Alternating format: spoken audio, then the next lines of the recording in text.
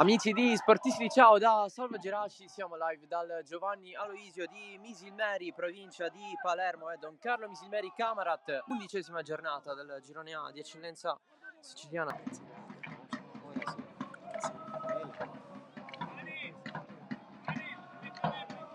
Qui Mattia Barbera se la lunga, Barbera anticipato all'ultimissimo secondo da Mirabelli, c'è Costantino addirittura. Il cross effettuato da parte sua, tutti a vuoto.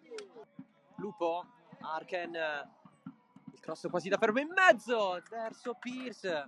Dall'altro lato Cusumano lo mantiene in campo, ancora Cusumano si accentra, è abbastanza libero il mancino, oltre la traversa di Garriga. Va a Pane, fuori.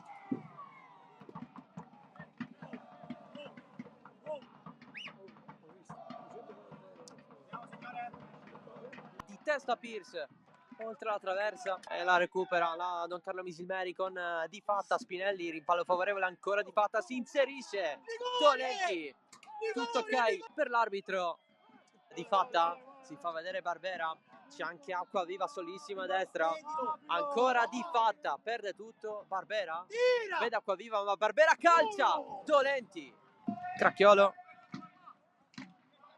non ci arriva Acquaviva. C'è anche l'arbitro in zona, Osvaldo, raso a terra di Salvo. Vizzini, di testa Caramanno, al volo Ledesma. Acquaviva, Arken, Acquaviva resiste, Sans, pallone di Vitale, a Golli, dentro, sponda, c'è ancora Vitale, rimane giù, Vitale in aria, nulla per l'arbitro.